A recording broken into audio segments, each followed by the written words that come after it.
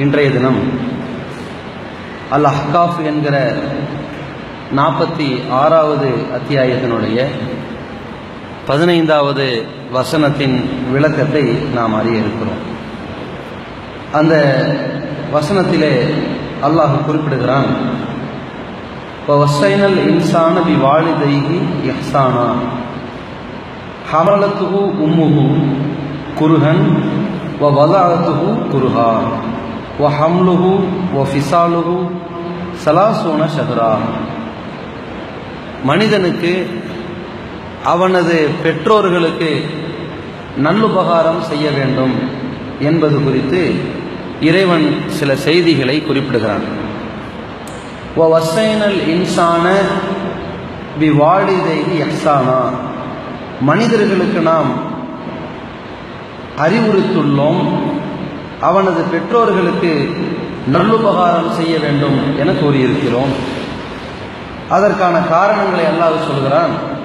ஹமலத்துஹு உம்முஹு, அவனுடைய தாய் அவனை குருஹன், ரொம்ப சிரமத்திற்கு மேல் சிரமப்பட்டு கஷ்டப்பட்டு சுமக்கிறாள்.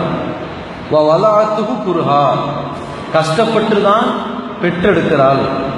வ ஹம்லுஹு, அவள் சுமந்ததும். வ ஃபிசாலுஹு, அவள் பால் கொடுத்ததும். ஸலாஸூன ஷஹ்ரன், 30 மாதங்கள் வருகிறது. சுமந்ததும் பாலூட்டியதையும் சேர்த்து 30 மாதங்கள் என்கிற கணக்கை அல்லாஹ் சொல்றான். ஹத்தா இதா பலக அசுத்தஹு, அவன் தனது பருவத்தை அடைகிறான். பலக அர்பஈன சனத்தன், அதிலே 40வது வயதையும் அடைந்த பொழுது கால ரப்பி, இறைவனிடத்திலே பிரார்த்தனை செய்கிறான். ஔசியனி அன் அஷ்குர நேமத்தக்க அல்லத்தி அன்அம்த அலைய வ அலா வாலிதைய, எனக்கும் என் பெற்றோர்களுக்கும் நீ எந்த அருளை பொழிந்திருக்கிறாயோ அந்த அருளுக்காக நான் உனக்கு நன்றி செலுத்த வேண்டும். நான் உனக்கு நன்றி செலுத்த வேண்டும் என்பதற்காக நீ எனக்கு உதவி செய்வாயாக, அருள் புரிவாயாக என்று கேட்கிறார். ஓ அன் ஆமல சாலிஹன் தர்லாஹு, நீ விரும்புகிற நீ ஏற்றுக்கொள்கிற நற்காரியங்களை நான் செய்வதற்கு எனக்கு நீ உதவி செய் என்று கேட்கிறார். ஓ அஸ்லிஹ்லி ஃபி துர்ரியதி, என்னுடைய பிள்ளைகளுடைய வாழ்க்கையில் அதை எனக்கு கொஞ்சம் சீர்படுத்தி கொடு என்று கேட்கிறார். இன்னி துபுத்து இலைக்க, நான் உன்னிடத்திலே இப்பொழுது சரண்டர் ஆகிவிட்டேன், சரணடைந்து விட்டேன். வ இன்னி மினல் முஸ்லிமீன், நான் கட்டுப்பட்டவர்களில் ஒருவனாக மாறிவிட்டேன் என்று சொல்கிறார். இந்த வசனத்தை தான் அல்லாஹ் ரப்புல் ஆலமீன் ஒரு விரிவாக குறிப்பிடுகிறான். இதுல பெற்றோர்களுக்கு பிள்ளைகள் நன்றி செலுத்த வேண்டும், நல்ல உபகாரங்கள் செய்ய வேண்டும் என்பதை உணர்த்துவதற்காக இந்த வசனங்கள்ல பல செய்திகளை சொல்கிறான். முதல் விஷயமாக அல்லாஹ் சொன்னான், ஹமலத்துஹு உம்முஹு குருஹன், அவனுடைய தாய் அவனை ரொம்ப சிரமப்பட்டு தான் சுமந்து கொண்டிருக்கிறாள் அப்படின்னு சொல்றான். எந்த ஒரு பெண்ணும் குழந்தையை பெறுகிற பொழுது சிரமப்படுவதை தாண்டி குழந்தை தன்னுடைய கருவிலே உருவாக ஆரம்பிக்கிறதிலிருந்து பெறுகிற வரைக்கும் படுகிற சிரமங்கள் அதிகமான சிரமம். அதனால் வரைக்கும் எதை சாப்பிட்டு இருந்தாலும் அதில் விருப்பமானதை சாப்பிட்ருப்பாங்க, விருப்பம் இல்லாத மறுத்துருவாங்க. ஆனால் எப்போ இவர்களுக்கு கரு வளர்ச்சி ஆரம்பிக்க விட்டுவதோ அந்த நேரத்திலிருந்து எதையெல்லாம் சாப்பிட்டார்களோ அதெல்லாம் செமிக்காமல் வாந்தி எடுக்க ஆரம்பிச்சிடுவாங்க. அதை சாப்பிடக்கூட முடியாத நிலைக்கு தள்ளப்படுவாங்க. குடிக்க தண்ணி எடுத்துக்கொண்டாலும் கூட ஒரு 1/2 டம்ளர் தண்ணி எடுத்தாலும் அது வாந்தியா வந்துடும்.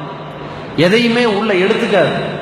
அந்த ஹார்மோன் சுழற்சி ஏற்பட்டு ஒரு 3-4 மாதங்கள்ல எதுவுமே பிடிக்காது.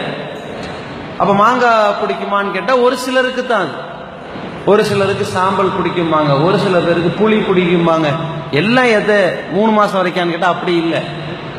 கொஞ்ச நேரத்துக்கு பிடிக்கும், அப்புறம் அதுவும் வெறுக்கத்தக்கதாயிரும். எந்த விதமான அந்த மனமும் பிடிக்காது. சாப்பாடு பொங்குறாங்களா, உலையில வச்சா அந்த ஸ்மெல்லு பிடிக்காது, எங்கேயாவது எண்ணெயில பொரிச்சா பிடிக்காது. இது ரொம்ப முத்தி போய் சில பேருக்கு அந்த பேரை சொன்னாலே பிடிக்காது. இஞ்சி பூண்டு அதை பிரட்டுறாங்க வைக்கிறாங்கனாலே அது உடனே இவங்களுக்கு வாந்தி எடுத்துரும், அது ஞாபகத்துக்கு வந்துடும். சில விஷயங்களை கேட்ட உடனே என்ன செய்வோம், இப்போ ஸ்வீட் கடை இருக்குது, கடந்து போகும்போது 4-5 அந்த வகையான ஸ்வீட்டை தட்டில் வச்சிருக்கிறாங்கன்னா பார்த்த உடனே எச்சில் ஊறும்ல. அது என்னன்னா இனிப்பான பொருள்களை பொறுத்த வரைக்கும் பார்த்த உடனே எச்சி ஊறும், காரத்துக்கு வராது. சரிங்களா? காரமான பொருள்லாம் வச்சிருக்காங்கல்ல, அந்த பானிபூரி போண்டா வடை, அதை பார்த்தா எச்சி ஊறாது, இனிப்பை பார்த்தா எச்சி ஊறும். இப்படி ஒவ்வொன்றும் பார்வையிலும் கேட்பதிலும் நம்முடைய உடல்ல ஒரு ஹார்மோன் சுரக்கிற மாதிரி சில பொருட்களுடைய பெயரை கேட்டாலே வாந்தி வந்துடும் அவங்களுக்கு. அப்ப இருக்கிற எடையெல்லாம் குறைஞ்சு அவர்கள் ஜீரணிக்கிற சக்தி இல்லாம போய் சாப்பிடவெல்லாம் முடியாம போய் ரொம்ப சிரமத்துக்கு ஆளாகி ஆகாரத்தை கொண்டு வந்து நரம்புல ஏத்துறாங்க பார்த்தீங்களா, குளுக்கோஸை ஏற்றி வாய் வழியே வராது, செட் ஆகாதுன்னு சொல்லி ஒரு வாரத்துக்கு 1 நாளோ 2 நாளோ குளுக்கோஸ் ஏத்துற மாதிரி ஒரு சிரமத்துக்கு அவங்க ஆளாகிறாங்களே, அதை அல்லாஹ் சொல்கிறான், இவள் தன்னுடைய குழந்தையை ரொம்ப சிரமப்பட்டு தான் சுமந்து கொண்டிருக்கிறாள் அப்படிங்கிறான். பிறகு என்ன சொல்றான், ஓ ஃபிசாலுஹு குருகன், அவ பால் கொடுத்தால அதுவும் ரொம்ப சிரமப்பட்டு தான் என்ன செய்யறா, கொடுக்கிறா. அப்ப இது மாதிரி 2 ஆண்டுகள் கழிக்கிற பொழுது சில நேரங்களில் குழந்தைக்கு குடிக்கின்ற பால் செரிமானமாகாம வயிற்றை கிளக்கி விட்டுரும். அப்ப தாயார்கிட்ட நீங்க என்ன சாப்பிட்றீங்கன்னு கேட்பாங்க. இன்னென்ன பொருள்லாம் சாப்பிட்றோம், சாப்பிடாதீங்க, இதை சாப்பிட்டா குழந்தைய பாதிக்கும் அப்படின்னு அதை கொஞ்சம் கண்ட்ரோல் பண்ணணும் தாய். அப்ப அந்த குழந்தைக்கு பால் ஊட்டுவதற்கு ஏற்றவாறெல்லாம் ரொம்ப சிரமப்பட்டு என்ன செய்யறா, கிடக்கிறா. அப்ப அல்லாஹ் என்ன சொல்றான், அவள் சுமந்ததும் சிரமப்பட்டுதான், அவள் பெற்றெடுத்ததும் சிரமப்பட்டுதான், பிறகு 30 மாதங்கள் அந்த உணவூட்டி இருக்கிறாள் அப்படின்னு சொல்றான். நம்ம கணக்கு பிரகாரம் குழந்தையை பெற்றெடுத்து 24 மாசம்தான் உணவு ஊட்டுறோம், பால் கொடுக்கறாங்க. ஆனால் அல்லாஹ் அவள் பால் கொடுத்த தகவலை, அவளிடமிருந்து உணவு கொடுத்த தகவலை 30 மாசம்னு சொல்றது காரணம் என்னன்னா, பிறந்ததற்கு பிறகு 2 வருஷம் 24 மாசம் வயிற்றிலேயே இருக்கும் பொழுது இந்த தாயின் உணவை உட்கொள்ளுகிற நிலையில் அந்த குழந்தை 6 மாசம் கடத்தும். சரிங்களா? அந்த 6 மாசத்துக்கு முன்னாடி வரைக்கும் இருக்கிற ஒரு 3 மாச காலம் இருக்குல்ல, அது ஒரு கரு, அவ்வளவுதான். உயிர்ப்பிக்கப்படாத, உயிர் ஊதப்படாத, அது ஒரு உயிர் என்ற கணக்கில் வராத ஒரு கட்டியாக அது இருக்கும். உணவாக உட்கொள்ளுகிற கணக்கு 6 மாசம். பிறகு வெளியே வந்ததுக்கு பிறகு பாலாக வரக்கூடிய உணவு 24 மாசம், மொத்தம் 30 மாசம் என்று அல்லாஹ் சொல்றான். அதுக்கு பிறகு அல்லாஹ் சொல்லக்கூடிய ஒரு தகவல் என்னன்னா, இப்போ இந்த மகன் இருக்கான்ல, இந்த மகன் தன்னுடைய 40 வயதை அடைந்ததற்கு பிறகு அப்பொழுது அல்லாஹ்விடத்தில் ஒரு பிரார்த்தனை செய்கிறான் இப்படின்னு ஒரு தகவல் சொல்றான். எப்ப சொல்றான், இறைவா என்னுடைய தாய் தகப்பனுக்கு நான் நல்லுபகாரம் செய்யணும், எனக்கும் என் பெற்றோருக்கும் நீ நிறைய அருள் புரிஞ்சிருக்கிற, அதுக்கு நான் உனக்கும் நன்றி செலுத்தணும் அப்படிங்கிற அடிப்படையில எல்லாம் சொல்லி நீ என்னையும் பாவத்தை எல்லாம் மன்னிச்சிரு, நான் உனக்கு கட்டுப்பட்டவனா வாழணும் என்று புரிஞ்சு பேசுகிற ஒரு வயதாக அல்லாஹ் 40 வயதை தான் என்ன செய்யறான் சொல்றான்.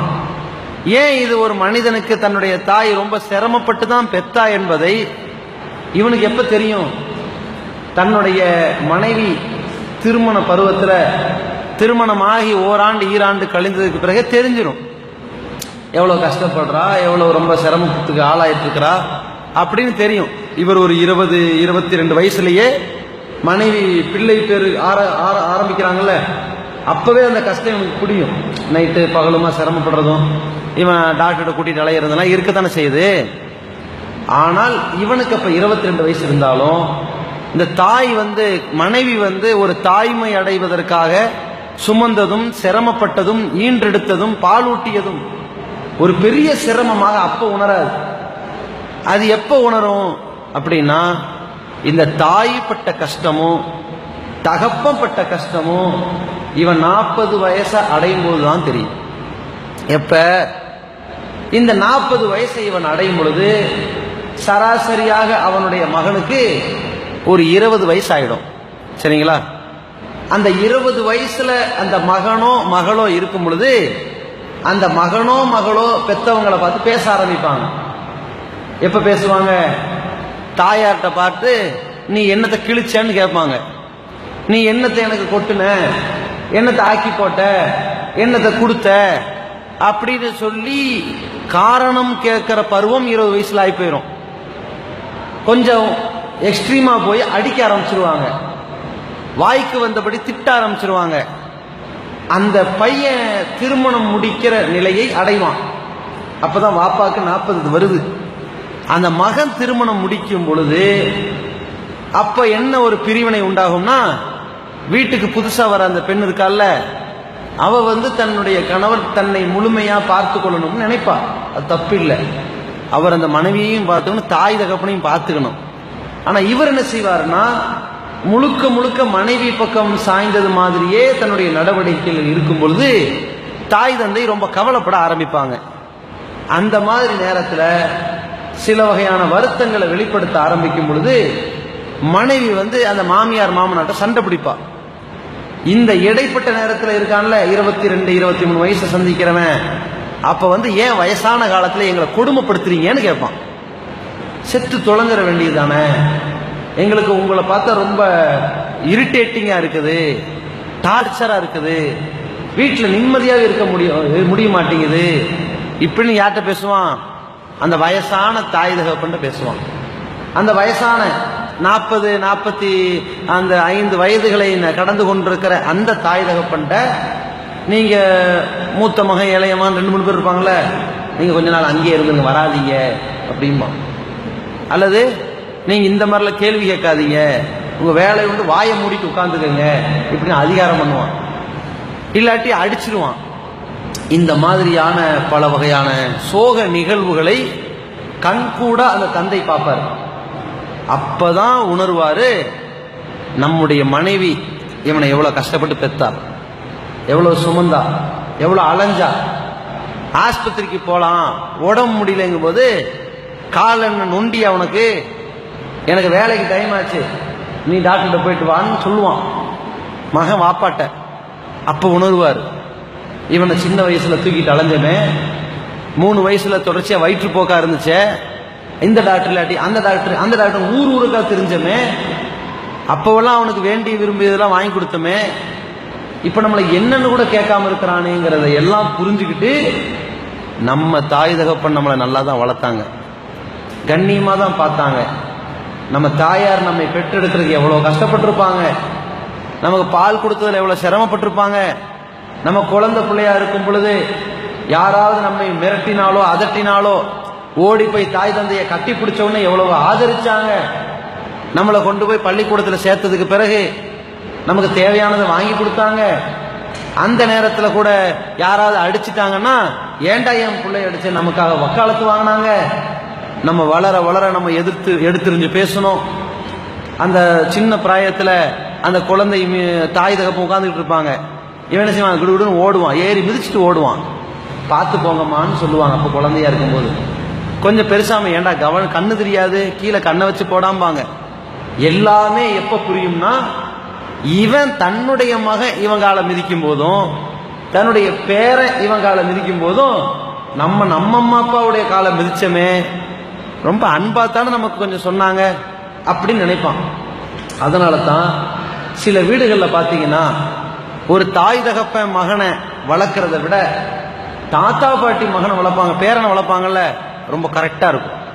புரிஞ்சு பக்குவத்தோட நம்ம அம்மா அப்பா நம்மளை எப்படி வளர்த்தாங்கிறதெல்லாம் புரியிற வயசு அந்த 40 தாண்டும் போது தான் அதை புரிஞ்சு வளர்ப்பாங்க. கரெக்டா கோவப்பட மாட்டாங்க, அடிக்க மாட்டாங்க. புள்ள விதண்டாவாத பேசுவாங்கல்ல, எனக்கு 5 ரூபா கொடுக்கறதுனா கொடுங்க. அப்ப தகப்பனா சொல்லுவார், 4 ரூபா தான்மா இருக்குது அப்படின்னு, எனக்கு தேவை கிடையாதுங்கும் போது தேவை கிடையாது போடான்னு அரைஞ்சிருவான் தகப்பனார். ஆனா கொஞ்சம் கரெக்ட் பண்ணணும், 4 ரூபா தான் இருக்கு, உனக்கு வேணா இன்னைக்கு வாங்கிக்க, நாளைக்கு 1 ரூபா சேர்த்து வச்சு வேணா முடிஞ்சா நாளைக்கு தரேன், போயிட்டு வான்னு அனுப்பிவிட்டான்னு வைங்க, அது வேற. என்னையே எதிர்த்து பேசுறேன்னு அடிச்சான்னா இது இவனுடைய சூடு, இவன் இருக்கிற ஒரு வேகம். இந்த வேகம் எல்லாம் தாத்தா பாட்டிக்கிட்டு இருக்காது. ஏன், அந்த 40 தாண்டின உடனேயே ஒரு நிதானத்துக்கு ஆளாயிருவாங்க. நம்ம கொஞ்சம் நிதானமாக தான் நடக்கணும், அப்போ இவங்க எந்த மாதிரியான நிதானத்துக்கு வருவாங்கன்னா, தன்னுடைய மகன்கிட்டையும் பேச்சுவார்த்தை கொஞ்சம் கவனமாக தான் பேசுவாங்க. இந்த மாதிரி வெளியே போயிட்டு வந்துடுறேன், இந்த 10 மணிக்கு வந்துடுறேன்னு சொல்லுவான் யாரு, தகப்பனர். இல்லைன்னா மகன் என்ன பண்ணுவாங்க, எங்க ஊரை சுற்றிட்டு வரீங்க, உங்களுக்கு என்ன வேலை வெட்டியா, வீட்டில் பேசாமல் கிடக்க வேண்டியதானே, உங்களுக்காக வேண்டிய நைட்டு லைட் எரிஞ்சுக்கிட்டு இருக்குது இப்படின்னு கேட்பான், கணக்கு கேட்பான். ஏன்னா பொண்டாட்டி கேட்டுடுவாள்ல, அவர் ரூம் மட்டும் லைட் எரிஞ்சுக்கிட்டே இருக்கு, கரண்ட் பில் எவ்வளோ ஆகும் தெரியுமா இப்படின்பா. வாஷிங் மிஷின் 2 வாட்டி யூஸ் பண்ணுறாங்க, கரண்ட் பில் என்ன ஆகுறது எல்லாமே கணக்கு வைப்பா. இது எல்லாமே கணவன் என்ன செய்வான், அவங்க அம்மா அப்பாட்ட ரொம்ப எரிஞ்சு விடுவான். இதை எல்லாமே கேட்டுக்கொண்டிருக்கிற தாய் தகப்பனார் ஒரு 40 தாண்டி இருப்பாங்க பாருங்க, அப்பதான் புரிஞ்சுக்குவாங்க, தாயார் நம்மை பெற்றெடுக்கும் போது கஷ்டப்பட்டதும், பால் கொடுத்த போது கஷ்டப்பட்டதும், சுமந்த போது பட்ட கஷ்டத்தை எல்லாம் நாம மனைவி சிரமப்படும் போது கூட சரியா உணரல, இப்பதான் நாங்க அந்த கஷ்டத்தை உணரணும்னு புரிஞ்சுக்குவாங்க. தகப்ப இருக்கான் பாருங்க, இவன் தான் குடும்பத்தில் ரொம்ப அப்ராணியான ஆள் தாயை விட. ஏன்னு கேட்டா, தாய் படுற கஷ்டம் இருக்குல்ல, அது வெளியே தெரிஞ்சு போயிடும். பிரசவத்தில் சிரமப்பட்டது, பால் கொடுக்கறது, அதே மாதிரி அந்த குழந்தைய சுமந்துக்கிட்டு இருக்கும்போது ரொம்ப சிரமப்பட்டதெல்லாம் வெளியே தெரியும். அதனால தான் எந்த பிள்ளையுமே அதிக அளவில் தந்தைகிட்ட பாசமாகவே இருக்க மாட்டான், வெறுப்பாக தான் இருப்பான், வில்லனாக தான் பார்ப்பான். ஆனால் தாய்கிட்ட ரொம்ப பாசமாக இருக்கிற காரணமே கொஞ்சம் இருக்கும், இந்த தாய் ரொம்ப கஷ்டப்பட்டுருக்காங்கன்னு கொஞ்சம் இருக்கும். ஆனால் அது உளப்பூர்வமாக எப்போ தெரியும்னா இந்த 40 தாண்டும் போது தான். அதே நேரத்தில் தந்தைப்படும் கஷ்டமும் உனக்கு தெரியணும்ல, அது எப்போ தெரியும், இந்த 40 தாண்டும் போது தான் தெரியும். தகப்பனார் நமக்கு வாங்கி கொடுத்ததுலேருந்து, நம்மை வார்த்தெடுத்ததுலேருந்து, நம்மளை கண்டிஷன் பண்ணதுலேருந்து, நமக்கு ஒழுக்கத்தை போதிச்சதுலேருந்து எல்லாமே இவன் 40 கடக்கும் போது தான் நம்மளை கரெக்டாக தான் வளர்த்துருக்குறாங்க, ரொம்ப கஷ்டப்பட்டு தான் வளர்த்துருக்குறாங்க. எந்த அளவுக்கு கஷ்டப்பட்டு வளர்த்தாங்க என்பதை இவன் கஷ்டப்பட்டு மகனை வளர்த்தான்ல, அதில் தெரிஞ்சு போயிடும். அப்ப தகப்பனுடைய அருமையை ஒரு மகன் எப்ப உணர்றான், ஒரு 40 தாண்டும் பொழுதுதான் உணர்கிற நிலைக்கு தள்ளப்படுறான். ஆனா தகப்பன் எவ்வளவு சிரமத்துக்கு ஆளாவார்னா, குடும்பத்திலேயே அதிகமான கஷ்டப்படக்கூடியவர் தாய் கிடையாது, நமக்கு அப்படி தெரியுது. அந்த சிரமம் மட்டும் சுமந்ததெல்லாம் இருக்காங்கல்ல.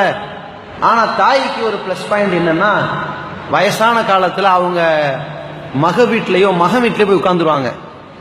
அந்த இடத்துல தகப்பனார் போய் உரிமை கொண்டாடி உட்கார முடியாது. தாயை ஏத்துக்குவாங்க, சரியா, தகப்பனை ஏத்துக்கிறது கொஞ்சம் யோசிப்பாங்க. வாசல்லே உட்கார வச்சுக்குவாங்க, இல்லாட்டி ரூம்குள்ளேயே படுக்க வச்சிருவாங்க, வெளியெல்லாம் சுத்திட்டு தூங்குற மாதிரி டைம்ல போயிடுவாரு. தாய்னா அப்படி இல்லை, தாயை திட்டு வாங்கினாலும் கோச்சிக்க மாட்டா. மருமக திட்டினாலும் சரி, பேரன் திட்டினாலும் சரி, மகன் திட்டினாலும் சரி, உள்ளே கடந்துக்குவா. ஆனா தகப்பனார் கொஞ்சம் சூடாயிருவாரு, அப்ப கொஞ்சம் சுயமரியாதையை பார்ப்பாரு. அதனால இங்க இருக்க முடியாது நினைச்சு வெளியே போயிடுவாரு. ஆனா இவர் படுற கஷ்டமே வெளியே தெரியாது. அப்ப இது மாதிரியான தந்தைப்படுகிற சிரமத்தையும் தாய்ப்படுகிற சிரமத்தையுமே இவன் உணர்கிற காலமே எப்ப, ஃபலம்மா அல் பலக அசுத்தகு 40 சனத்தன், 40 வயதை கடக்கும் பொழுதுதான் அவனே சிந்திச்சு தனக்காகவும் தன் பெற்றோருக்காகவும் துவா செய்ய ஆரம்பிக்கிறான். இப்ப யாராவது அம்மா அப்பாவுக்கு துவா செய்வானா, செய்ய மாட்டாங்க. 5 வயசுல 6 வயசுல இருக்கிற குழந்தை பள்ளிக்கு போனையா, போனேன். வாப்பாவோட தொழுதியா, தொழுதேன். யாருக்கெல்லாம் துவா கேட்ட, அம்மாவுக்காக கேட்டேன், வாப்பாவுக்காக கேட்டேன், ஏன் படிப்புக்காக கேட்டேன், 4 பட்டியல் போடும்ல. அதெல்லாம் அம்மா வாப்பா கேட்டதை வாங்கி கொடுக்கறதுனால அது வரும். ஒரு 15 வயசுல பள்ளிக்கு போனியா, போனேன். தொழுதியா, தொழுதியா இல்லையா, தொழுதேன்னு சொல்றேன்ல, ஏன் டார்ச்சர் பண்றீங்க, இப்படி பதில் வரும். சரி என்ன துவா கேட்ட, டைம் ஆயிடுச்சு வெளியே வந்துட்டேன். வெறுப்பு வரும். இவ்வளவு பெரிய கழிபட்டவனை சோம்பேறி வளர்த்துருக்கிறோமே நினைப்பாங்க. அவன் அப்படின்னு நினைச்சுக்கணும், புள்ள நம்மள மாதிரி இருக்கிறானே அப்படின்னு நினைச்சுக்கணும். ஏன்னா அப்படித்தானே. அப்ப என்ன சொல்லுவாங்க, இந்த மாதிரி பாவக்காவுக்கு பிறந்தது என்ன சுரக்காயா வரும், பாவக்காய் வந்தது பாவக்காய் கசப்பா தான் ஒன்று வரும். அது மாதிரி இந்த பிள்ளையினுடைய எந்த ஆக்டிவிட்டிஸை பார்த்தும் தந்தை டென்ஷன் ஆகாத அளவிற்கு இருக்கணும். ஆனா சில நேரத்தில் நம்மளை கிளப்பி விடுற மாதிரி பிள்ளைங்களுடைய நடத்த இருக்குல்ல. அப்ப பிள்ளைங்கள் எப்படி பார்க்கறாங்கன்னா, தாயாரை எடுப்பார் கைப்பிள்ளை மாதிரி பார்ப்பான். உள்ள மா காசு கொடு, மா இங்க வா, மா இங்க போ, அங்க சோறாக்கு, இப்படிங்கிற அதிகாரத்துக்கு வச்சுக்குவான். அதனால தான் கொஞ்சம் விரட்டி விட மாட்டான் தாயார. தந்தை இருக்காரு பாருங்க, கூப்பிட்டேன்னு வைங்க மரியாதையை கூப்பிடுறான்னு ஆரம்பிச்சிருவாரு, பல்லெல்லாம் உடைச்சிருவேன் பாரு, கூப்பிட மாட்டான். அப்ப என்ன செய்வான், ஒரு 17-18 வயசு தாண்ட உடனே அவன் உள்ள வரும்போது வாப்பா வெளியே போவார், அல்லது வாப்பா உள்ள வரும்போது இப்ப பார்த்து வெளியே போவான், மூஞ்சியில முடிக்க கூடாதுன்னு நினைப்பான். ஏன், உலகத்திலேயே ஒரு வில்லன் யாரான்னா அவன் வாப்பா தான் எழுதுவான். அப்ப அந்த மாதிரியான ஒரு பருவத்தில் இருக்கான். எப்ப உணர்வான்னா பிற்காலத்தை அடையும் பொழுது. அவன் பிராக்டிக்கலா தான் பிள்ளைய பெத்தெடுத்து வளர்த்தி ஆளாக்குவான். பெக்கும் போது இருக்காது, வளர்த்து ஆளாக்குவான் பாருங்க. ஒரு 15-20 வயசுல அப்பதான் தன் தாய் தகப்பனார் தனக்கு செஞ்ச ஒவ்வொரு அணுவணுவா தெரியும்.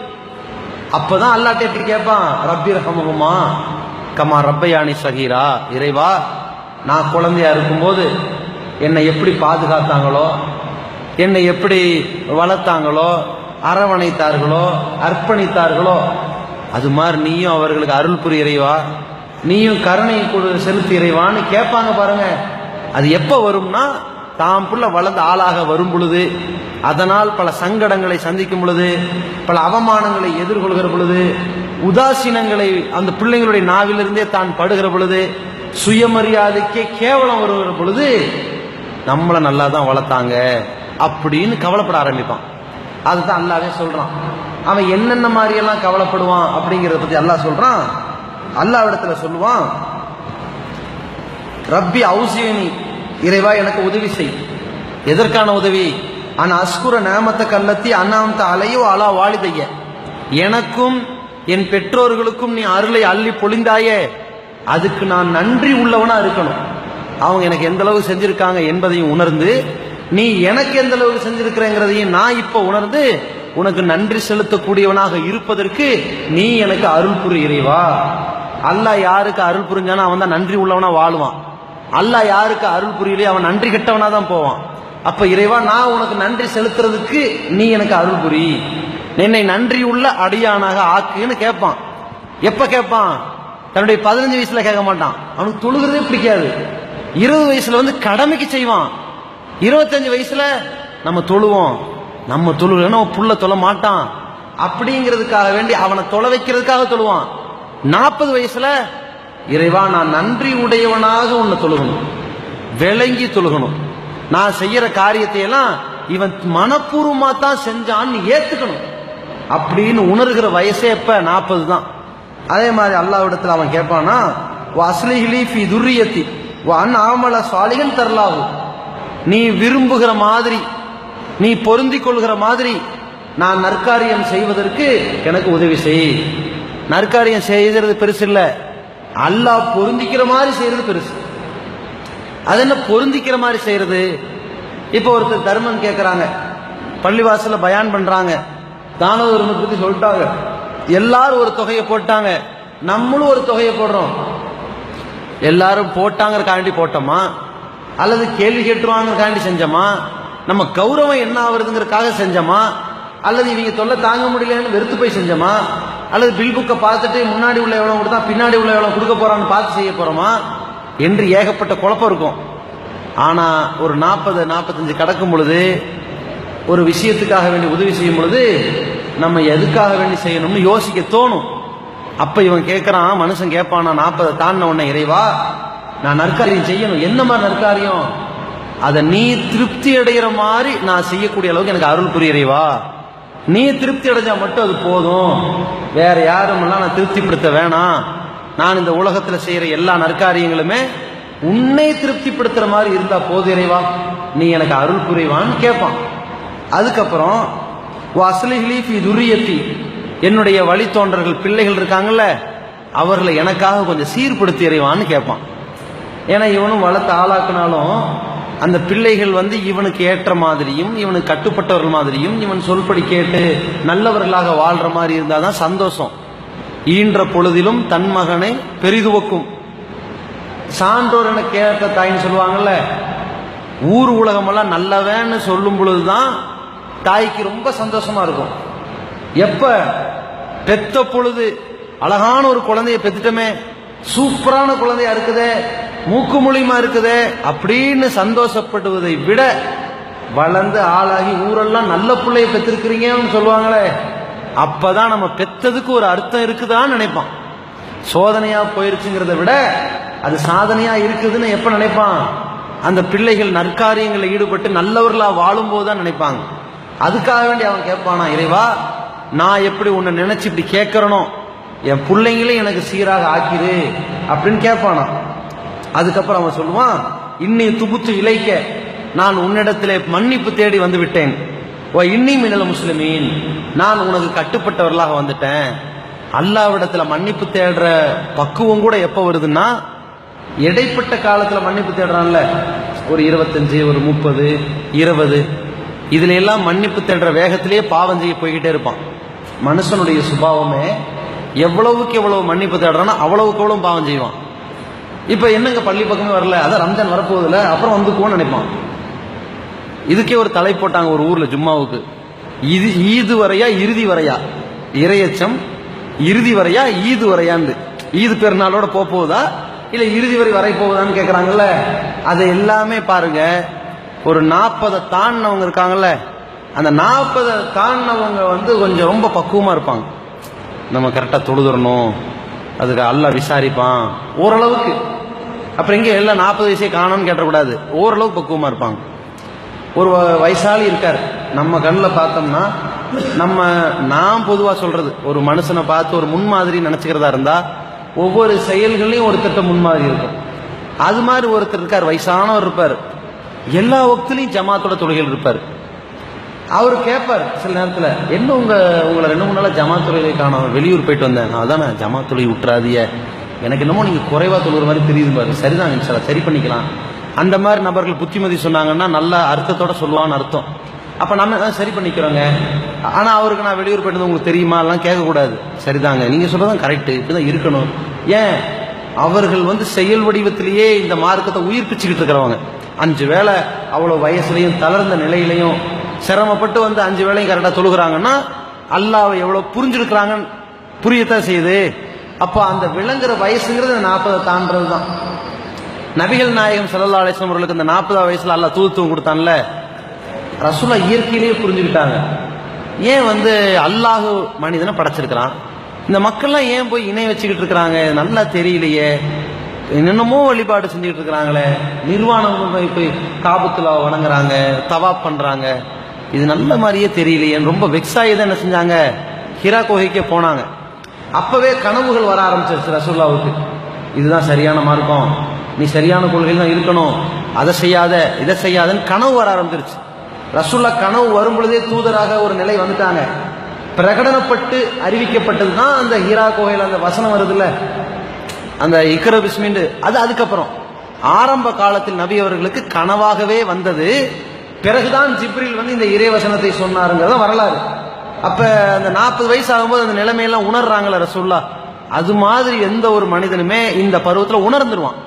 ஒரு கதை கூட சொல்லுவாங்க, இப்படித்தான் வீட்டில் இருக்கக்கூடிய மகனுக்கு வாப்பா ரொம்ப டார்ச்சர் பண்ணிக்கிட்டே இருக்காரு. எங்க பாரு லைட்டர் இது ஆஃப் பண்ணு அப்படிங்கிறாரு, அதை ஆஃப் பண்றான். ஏன்டா ஃபேன் வெட்டியா ஓடுது, அதை ஆஃப் பண்ணு ஆஃப் பண்றாரு.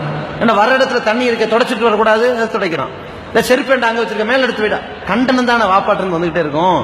கேட்டு கேட்டு கேட்டு டார்ச்சரா போய் ஒரு வேலை கிடைக்க போகுது. நம்ம இந்த வேலைக்கு போய் சேர்ந்தோம்னா வீட்டு பக்கமே வரக்கூடாது, அந்த வேலைக்கு சேர்ந்த இடத்துல ஒரு ரூம் போட்டு உட்காருவோம், அப்பதான் இவனுடைய டார்ச்சர்ல இருந்து நம்ம தப்பிக்க முடியும் நினைச்சுக்கிட்டு வேலைக்கு போறான். இன்டர்வியூக்கு போகும்போது பெரிய கட்டடம், மாடி இவ்வளவு பெரிய ஆபீஸ் நமக்கு வேலை கிடைக்க போகுதோ, சரி கீழே பார்க்கறான், செக்யூரிட்டி இல்ல, பெரிய கதவு இருக்குது, கதவுக்கு இவ்வளவு பெரிய தாப்பால் நீட்டிக்கிட்டு நிக்குது. இப்போ பார்க்கறான், இவ்வளவு பெரிய தாப்பால் நீட்டிக்கிட்டு இருந்தா யாராவது இடிச்சுக்குவாங்களே, கொஞ்சம் தள்ளி வைப்போம், தள்ளி வச்சுட்டு மெதுவா கதவை திறந்துட்டு உள்ள வரான்.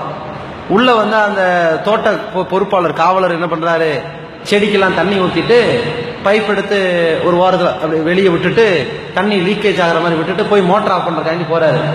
இவன் பார்க்கறான், தண்ணி வேஸ்டா ரோட்டுக்கு விழுகிற மாதிரி போகுது, மீண்டும் அது செடி பக்கமே கொண்டு போய் வைப்போம்ட்டு இது தூக்கிட்டு போய் சரி பண்ணி வைக்கிறான். கட்டடத்துக்குள்ள ஆபீஸ்க்குள்ள பூந்தாச்சுன்னா பார்த்தா நைட்டு போட்ட லைட்டு இப்போ வரைக்கும் எரியிற மாதிரி தெரியுது. படிக்கட்டுல ஏறும்போது அவங்க அப்பா சொல்லுவார்ல, ஏன்டா லைட்லாம் வேஸ்டா எரியுதுன்னு ஞாபகம் வந்துருச்சு, லைட்லாம் ஆஃப் பண்ணிட்டே போறான். ஆபீஸுக்குள்ள நுழைஞ்சா 200 பேர் உட்கார்ந்து இருக்கிறாங்க, எல்லாம் இன்டர்வியூக்கு வந்த ஆளு. உட்கார்ந்துகிட்டு இருக்கிற இடம் போக தனியா இருக்கிற இடத்துல ஃபேன் ஓடிக்கிட்டு இருக்குது. இவங்க உட்காந்துருக்காங்க இங்க, அங்கே வெட்டியா ஓடுது. நம்ம வாப்பாரு என்ன சொல்லுவாரு, ஏன்டா வெட்டியா, உடனே போய் அதா பண்றான். எல்லாம் அது குத்திக்கிட்டே இருக்குது அவனுக்கு. சரி, அதுக்கப்புறம் பார்க்கறான் இன்டர்வியூக்கு போனவன் யாருமே திரும்பி வரலையே என்னன்னு கேட்கறான். அது வேற ஒரு வாசல் இருக்குது, இந்த வழியா போய் அந்த வழியா வந்துருவாங்க நாங்களாம். சரி நம்மளும் போயிட்டு அந்த வழியா வந்துருவோம் அப்படின்னு நினைச்சுக்கிட்டு உள்ள போயிருக்கான். உள்ள போன உடனே அங்க ஒரு 10 பேர் உட்காந்துக்கிட்டு, வாங்க சரி நிறைய கேள்விகள்லாம் கேட்க போறாங்க, சரி உட்காருங்க, எப்ப வேலைக்கு வந்து சேர போறீங்கன்னு கேட்டிருக்கிறாங்க. நீங்க இன்னைக்கு கேள்விகளே ஆரம்பிக்கலைன்னு. உங்கள்கிட்ட மேலாண்மை செய்யக்கூடிய ஒரு பக்குவமான நிலையை நாங்க புரிஞ்சுக்கிட்டோம். கேள்வி பதில இந்த மேலாண்மை எல்லாம் எங்களுக்கு புரியாது, அதை செயல் வடிவத்தில் செஞ்சாதான் புரியும். நாங்க சிசிடிவி கேமரா வச்சு வாசல்ல இருந்து உள்ள வரைக்கும் வச்சிருந்தோம்.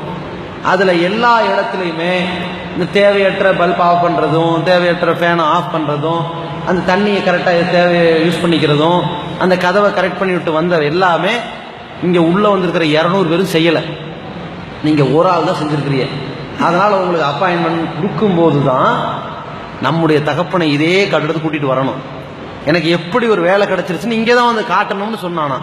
அப்ப அந்த மாதிரியான இந்த தாய் தகப்பனாருடைய பராமரிப்பும் அந்த வளர்ப்புமே இந்த குழந்தைகளுக்கு எப்ப புரியுது, 5 வயசு இருக்கும்போது கேட்டதெல்லாம் வாங்கி கொடுக்குற ஆளாகத்தான் தந்தையை பார்த்தான்.